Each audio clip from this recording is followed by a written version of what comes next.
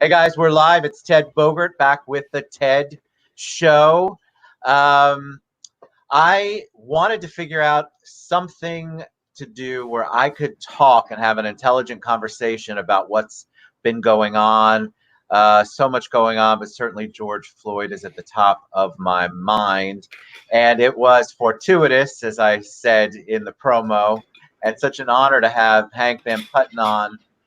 He and I met because Vanessa Eccles had us on her Colorblind podcast, and it was such a wonderfully educational experience for me that I immediately felt comfortable with Hank and really began to listen to him and learn from him. So he is with Valencia College Peace and Justice Institute, and he's here today. Welcome, Hank. Thanks, Ted. I'm looking forward to our conversation today. It's been a minute since we've talked, right? I know. We tried. That's what's great is we had tried to get you on the show prior, and it just happened to work out this week. So I'm super thankful. So tell them before we take a deep dive, tell them a little bit about you. I'm an anti-racist educator. I started out my career as a teacher and then became an administrator, and I was in that particular town, Newton, Massachusetts, for 35 years. I retired in 2009, pursued my high school sweetheart here in Florida, and I found my high school sweetheart. We've been happily married for now 5 or 6 years, and she'll say I should know the exact number, but I'm in the close ballpark. Soon thereafter, in 2010, 2011, I started to teach at Valencia College, and I was teaching a course for incoming freshmen. And about a year or so after that, I became connected with the Peace and Justice Institute. And that's where the majority of my professional time is now. I'm a trainer and facilitator around inclusion and diversity for the Peace and Justice Institute at Valencia College. I enjoy my work. I also enjoy my retirement. So I have a really nice mix between the two. So until I went on the show with Vanessa, I didn't know Valencia had a Peace and Justice Institute. So can you tell me a little bit about it? What is it? Why was it formed? And what function it serves in the community? Sure. I was not part of what was an original 12 folks who had a vision back in around 2008 or so, 2007, around bringing peace and justice and peace studies in particular to the college. I came on board, as I said, around 2010, 2011. And at that point, the majority of the work that was being done was on campus. But now the Institute, as it is, reaches out into the community, not only here in Central Florida, but also beyond out to other institutions of higher learning, as well as public education, and also nationwide. I think that the most important thing that in the work that we do is that we create a safe space for all people, all voices, all matter, to have a conversation around difficult issues. And certainly this is one of the pieces of work that the Peace and Justice does is with the city of Orlando, in that we are part of their induction process for new employees. And there is a particular 2-hour session that we have for all incoming folks in the city of Orlando. And we've been doing that for about 4 or 5, maybe 6 years. I know that the figure is somewhere around 2,500, close to 3,000 employees that we've had the opportunity to share a session called Inclusive Excellence, where we introduce them to the 13 principles for how we treat each other, for them the opportunity to talk about who they are in a safe space and what's important to them, and then leave them with the charge of being able to take one of those 13 principles and put it into effect in their personal lives and their professional lives, because you can't do it in one place without the other. Agreed. All right. So I obviously the racism and Black Lives Matter and George Floyd and everything that's going on in the world is really what I want to talk about today, and what I thought I would do, because I feel very safe with you having an open discussion, and that's what we need more of, bottom line, in my opinion. Let me ask you some questions. So, Sure. let's start with definitions, maybe. Systemic, Hmm. the word systemic keeps coming up. And for those of you posting about it, I'll say it and then we'll get right to serious. It's not systematically, it's systemic. Systemic keeps coming up as a buzzword, as a word that continues to be utilized. The very first time I heard that word was when we did Colorblind. I had not heard it, and I heard it from you. And I was floored by the definition, and it took me a while, I don't know if you remember, to really Hmm. try to get it into my brain and understand it. So, Hmm. having said that, pretend I'm me then. Can you Hmm. explain systematic, see, there I go, That's systemic okay. to us all? I'll explain that, and then I'll go a little bit deeper for you. There are systems of oppression that are in place that impact what we do each and every day. Now, that's a broad definition, and an even broader way to say it is a definition by Tom James Wellman, that racism is a system of oppression based on race. Now, the deeper dive that I'd like to go with you and share with you is what I refer to as patriarchal white supremacy. Now, when people hear the phrase white supremacy, what comes to mind for them and people envision are folks with hoods on, folks carrying torches, folks spouting the N word, Nazi symbols. But patriarchal white supremacy, for me, means that white men have been in charge all along. And this doesn't just mean at this point in time in history. I mean over a period of decades, centuries, and going back probably as far back as when folks first set foot on this land. Now, patriarchal in that men are in charge and they are making the decisions. Yes, there are, people will see folks who represent different folks of color who may be in positions to make decisions. Um, Patriarchal white supremacy has to do with folks who are in charge all the time. And by white supremacy, if you look at who is well, I'll take the NFL, for example. Who are the owners of the NFL that make decisions? Who are the owners of Major League Baseball who make decisions? Increasingly more, but not quite yet enough, are folks in media and in movie industries who are making the decisions about what we see and about what we hear and about how we even telling us what's normal and about how we should respond and react to it. Now, I said that this has a history to it, and the history has really come across for me recently. And I'm reading a book by Ta-Nehisi Coates entitled "The Water Dancer," and I'm reading this on the heels of another book by Colson Whitehead about the Underground Railroad. Um, and what the patriarchal white supremacy does over an extended period of time is create a history of trauma, trauma that is passed on from generation to generation. And I'm not only referring to the trauma that is inflicted upon folks of color. There's also trauma that's inflicted on white people who may not even know that they're being impacted. That's why I say patriarchal white supremacy, because there are white women who are not aware of what's going on around them and how they are benefiting from the systems that are in place. So, what's a system? Let's say you can look at the current issues with regard to the criminal justice system and how these former police officers have been charged. There's a system that's in place. that says that the prosecutor will be able to decide on how they will be charged.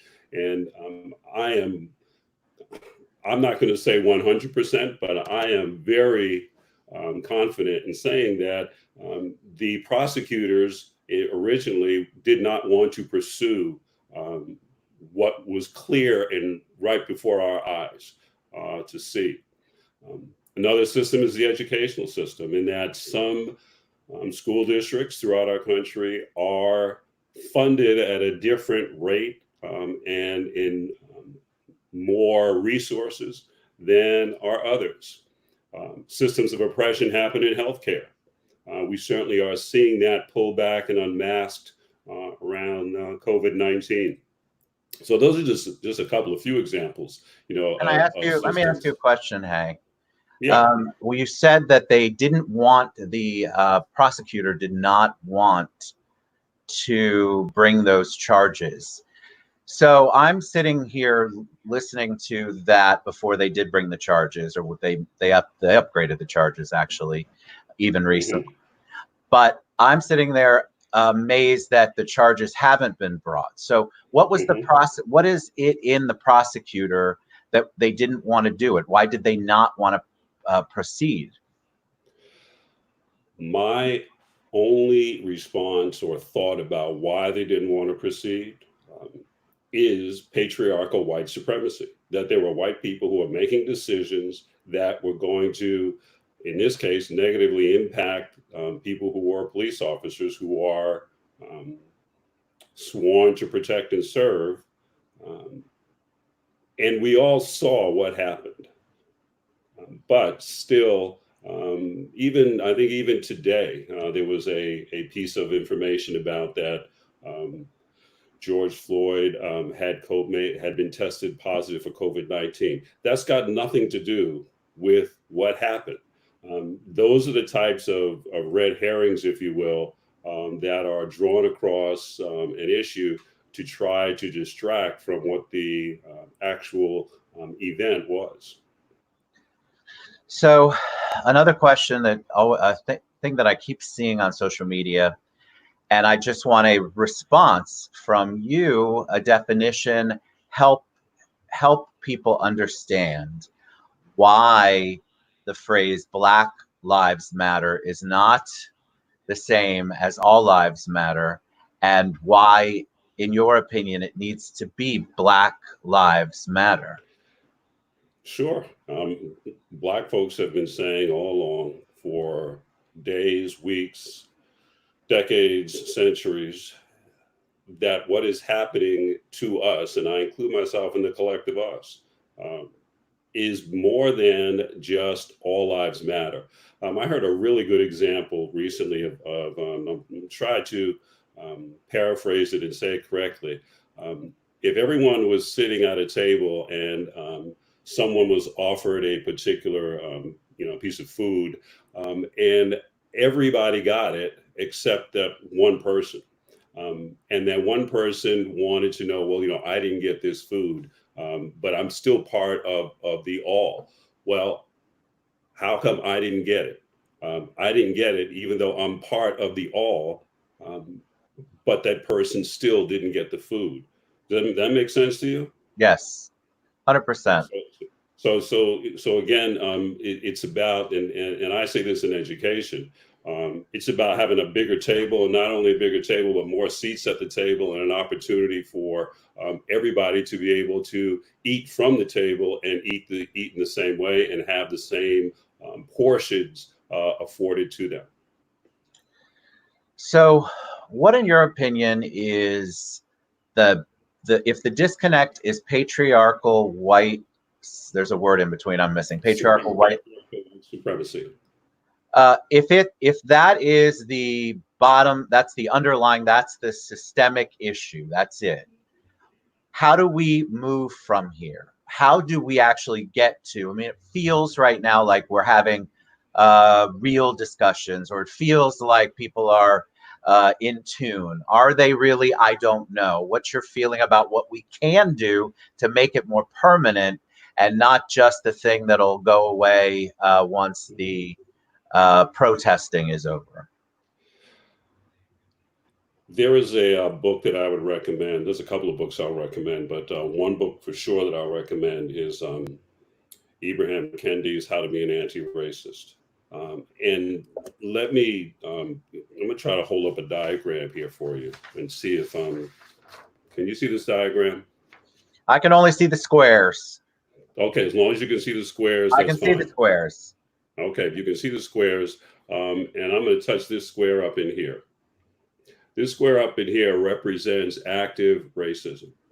And by active racism, I'm talking about the types of things that happened to George Floyd, that happened to Ahmaud Arbery, that happened to Breonna Taylor, the types of things that are vicious, that are out and out actions of active racism. Now, if I go down, make sure I can move my hand the right way. There it is. If I go down to this box down here, this box down here represents passive racism. And this box down here is, I think, the box that you're talking about. You know, what can we do?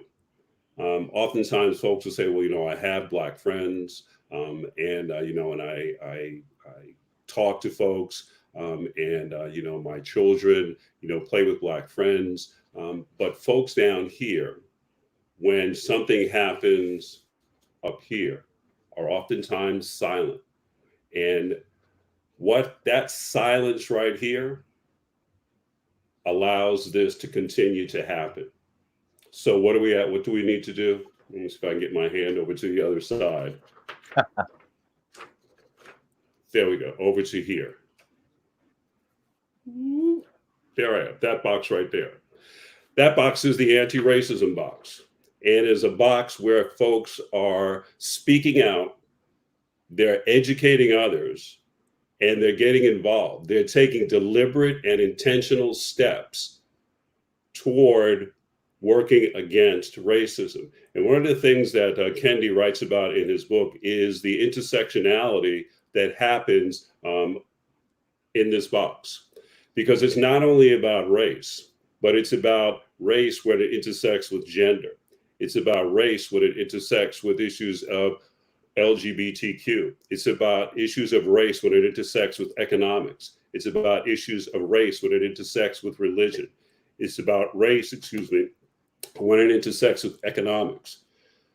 The active anti-racism box is a hard place to be because you have to do something. You can't just be passive and be quiet, because sometimes folks want to be in this box.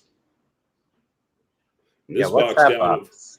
that box is an oxymoron, because that box, in defining it as passive anti-racism, does not exist. You cannot be passively anti-racist. You have to take deliberate and intentional steps each and every day. What did I do today? Well, for example, what we're doing right now is an active strategy. If you were to just say, well, you know, I was talking with Hank, and and he said such and such and such, and that was the end of it. That's not getting involved. That's not educating other people. That's not going to the next steps. In the work that I do, oftentimes the white participants in our sessions will do everything they can to fit into that passive box. They will offer many examples of, well, I donated to this. Well, that's fine. Well, what else did you do besides donate? They will say that, well, I helped a person, I opened up a door for a Black person. Okay, what else did you do beside that? So white folks have tried very hard to be anti-racist, but at the same time have to take active steps in order to be anti-racist. Here's the book. Oh yeah, here we go. Okay. How to be anti-racist. How to be anti-racist. And I would also say that for those folks who identify as white in the audience, I'd encourage you to read this, White Fragility by Robin DiAngelo. And if you're looking for other white resources, Tim Wise is another great person to listen to and to read from, who holds no punches back. I'll say that right out in front. Tim Wise is very upfront with white audiences about what their role is. All right, so let me ask you about Curfew. So lots of different opinions on Curfew. Some people say it's stopping First Amendment right. Some people say it's to protect the stores downtown that could be looted. What's your thought on Curfew? That's a good question. That's a hard question. I think that first and foremost, people want to be safe. And by and large, the protests and the demonstrations have been peaceful. There are folks who want to create havoc and want to create the atmosphere that this really isn't worth all of our time. And we need to continue to try to upset the apple cart in such a way that what happened to George Floyd and what has happened to so many other African American men and women won't seem as important. But we all know that it will continue to be important. Do I think that a curfew should be imposed? I think that, and again, this is you asked me. So this is Yes, one I of did. those 13 principles, the I statements. I think that if people are being peaceful, and if they are not doing anything that is causing any type of destruction or in any way causing property damage, they should be allowed to stay right where they are. That's my thoughts. I agree. I think that it's a nobody wants to. I don't want to see any looting. I don't want to see people tear gassed either. I mean, I just feel like there's a lot of stuff out there, and it feels like there's a boil. And I want people to be respectful of. I think that's also in part of the tenets that you gave from the PDF you sent me. There's a respect. And I think that what the curfews are, I understand the thought process, but I'm concerned about the outcome is what I'm concerned about what that would do. Yeah, you referenced, you referenced the 13 principles, and the first one is creating a hospitable and accountable community. And there's a vision meets reality around curfew, because a hospitable and accountable community can protest peacefully without having any damage done physically to themselves or to others or to property. So, again, I'm using my statement, the I statement. I'm not in agreement with curfews when it comes to folks just peacefully demonstrating. So let me ask you a question. Absolutely. And I think this is a question I asked you similarly when we were on with Vanessa. What is it like to be white and living in America in the year 2020? Prior to this and prior to our conversation with Vanessa, I would have said it's amazing. And I feel like if you're looking at it strictly from what it's like to be a white man in America, a white person in America, I would say, yeah, on the surface, it's amazing. What I feel horrible for what's going on. And one of the things, and if I'm not answering your question, please tell me, because I do. I think I can see the difference because of starting with the discussions that we have. I 100% believe that I'm treated differently. So one thing that you educated me on when we started talking about systemic and what it was like, I think you actually might have asked me, what is it like to be white privilege? We talked about on that show. And at first, I think you might remember, I was taken aback because I didn't consider myself to be part of the white privileged. because Hmm. to me that meant that I was acting holier than thou and that I was somehow utilizing me being a white male to my advantage on purpose. And I think that what you did is open my eyes. No, I know what you did was open my eyes to the fact that there are lots of little things that we all do every day that, in some way, shape, or form, as a white male, contribute. Um, did I answer your question? Yes, and say some more about that. I heard you say horrible. Say some more about that feeling. Yeah. So one of the things I want to talk to you about is because, like a person like me, I feel helpless. And when I say a person like me, a white male, I feel helpless. I also feel like there are things that I don't have the right to say, meaning I wasn't even sure as a white male if blacking out, the blackout, and the whole thing about Blackout Tuesday and Black Lives Matter, I didn't stick my toe into that because honestly, I wasn't sure as a white male if that would be perceived as being late to the party. I feel like there's all these emotions going on. I want to do something, and yet I feel paralyzed about what exactly to do that actually will make an impact. So, starting with having you on the show, starting with having a discussion is where I'd like to bounce off from that for me personally. But I feel like a lot of white people feel like I do, um, terrible, pained, um, angry, upset, mortified, helpless. There's so many emotions that go on. And I think that we don't, in general, know the best way to make them impactful. I hear your feelings, and one of the certainly something I hear in your feelings is a part of the another important part of the work that I've done over the years around racial identity development. Because I think I also asked you, what had you ever viewed yourself as a white man? Um, and again, that came as a surprise and as a something that had never, really been talked about a lot. That's the patriarchal white supremacy. We never, we don't have to talk about that. We don't have to talk about that. So when you say that, that you feel bad and that you feel horrible, and there's a particular point in the identity development of white people where they have those exact same feelings, where their world is turned upside down. My goodness, as you watch the protests and and you see the numbers of white people who are coming out and saying enough is enough. Right. I'm getting emotional even thinking about it.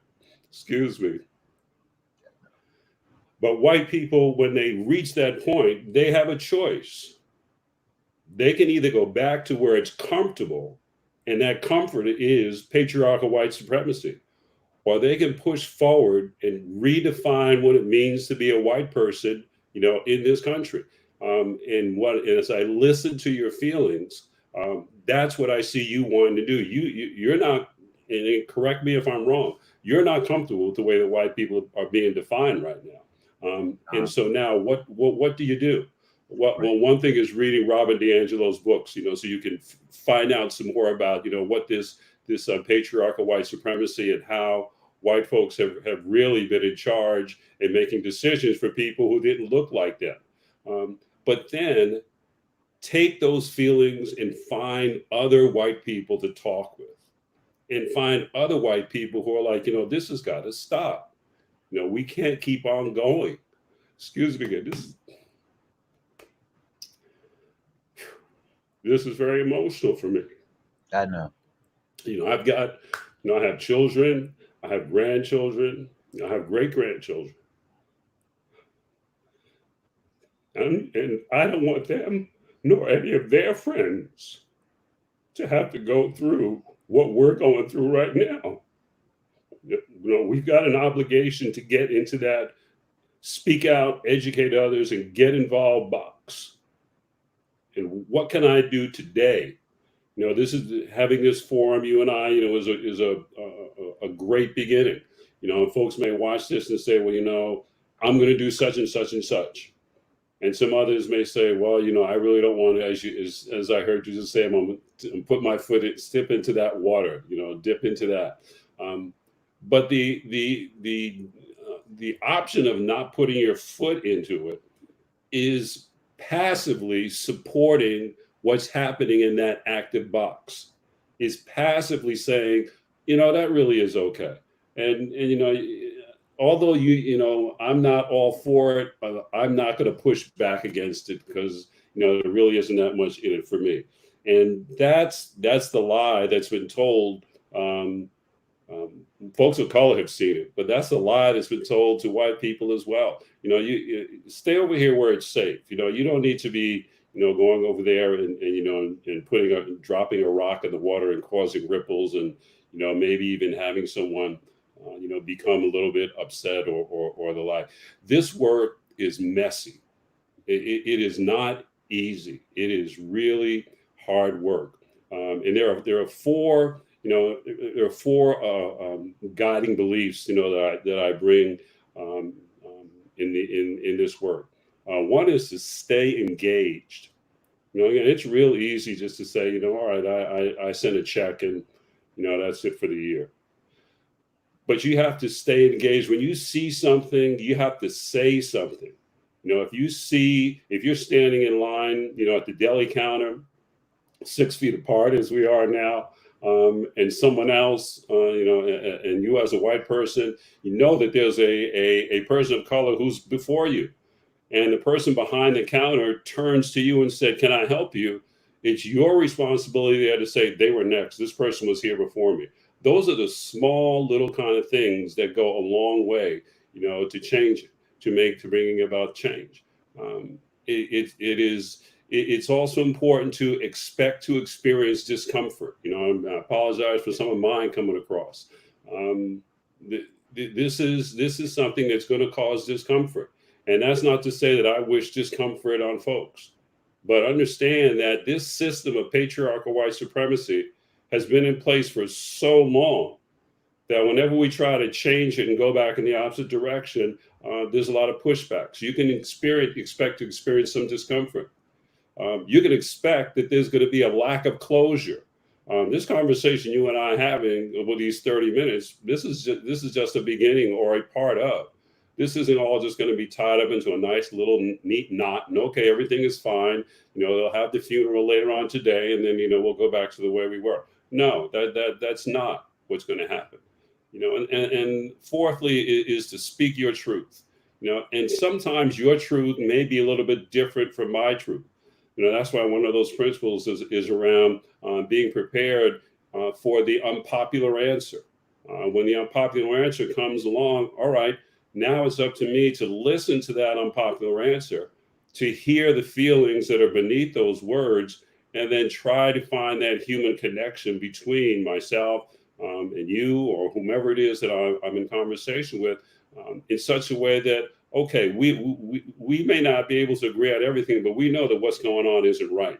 And we have to figure this out in a way that's going to be right for everybody. Now, before I came on, I was just scrolling through the news, and I saw where the quarterback for the New Orleans Saints, Drew Brees, has taken his words back from yesterday, where he had said that he still didn't understand why people were kneeling, and that he was still against people kneeling for the national anthem.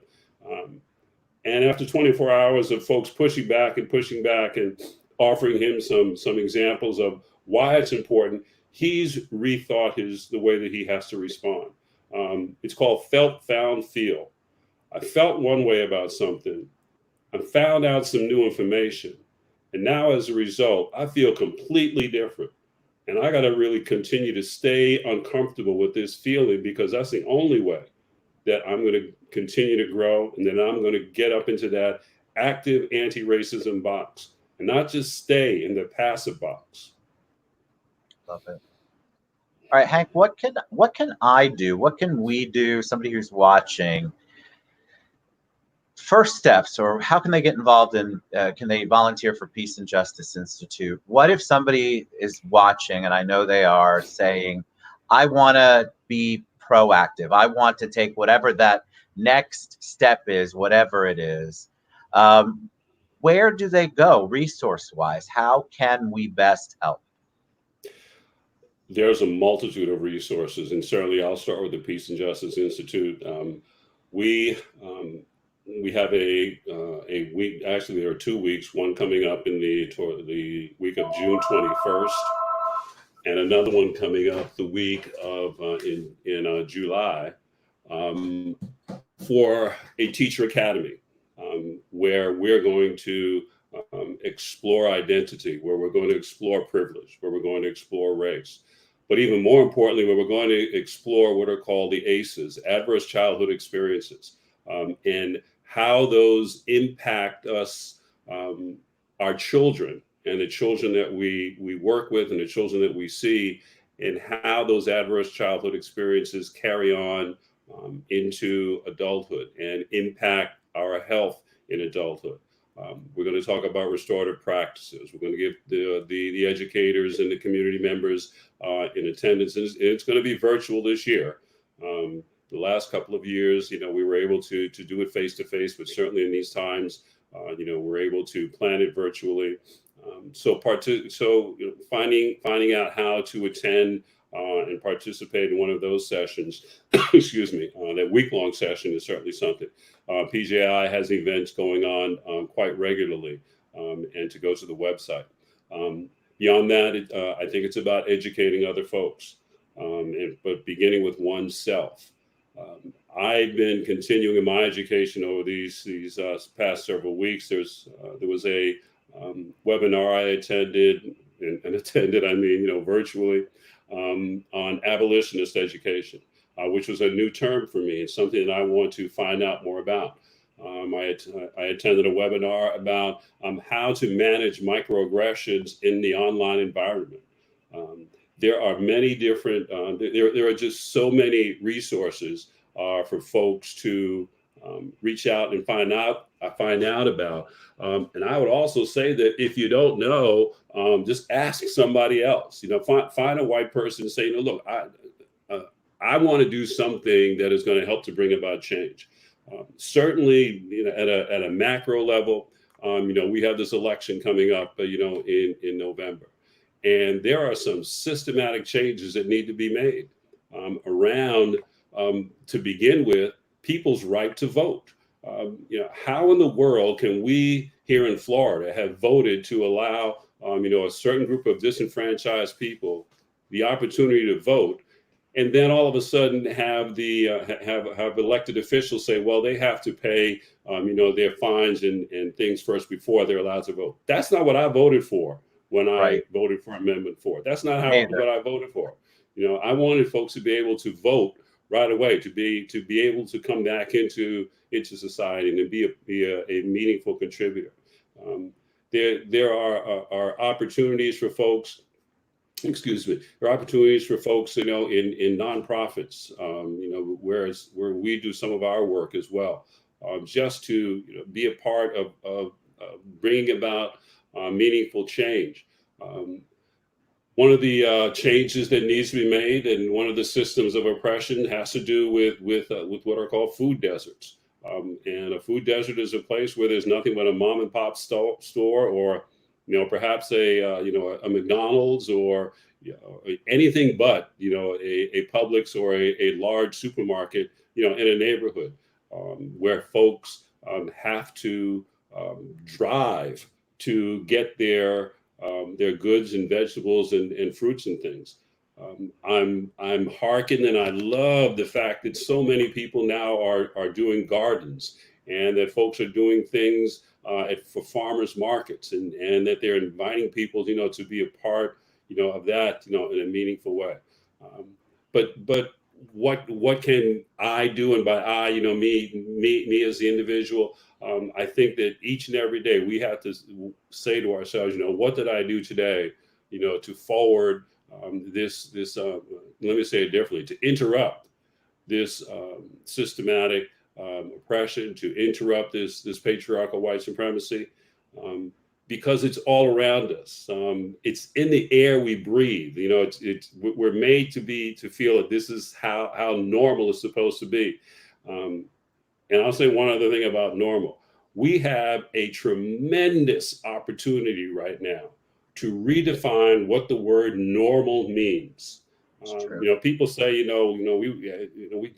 been locked up, and I mean in our houses, for all this amount of time, and I just want to get back to normal. Well, normal for you wasn't normal for me. Right. And I'm saying that, in a general sense, and saying it as a person of color, saying it to you, as a white man.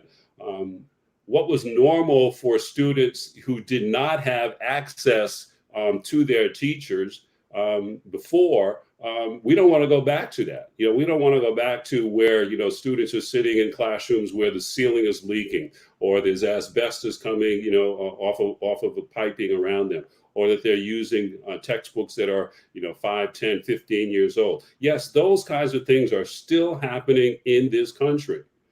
That's not the kind of normal we want to go back to. We have a tremendous opportunity to redefine normal. As an educator, I'm wondering, what will the school calendar look like?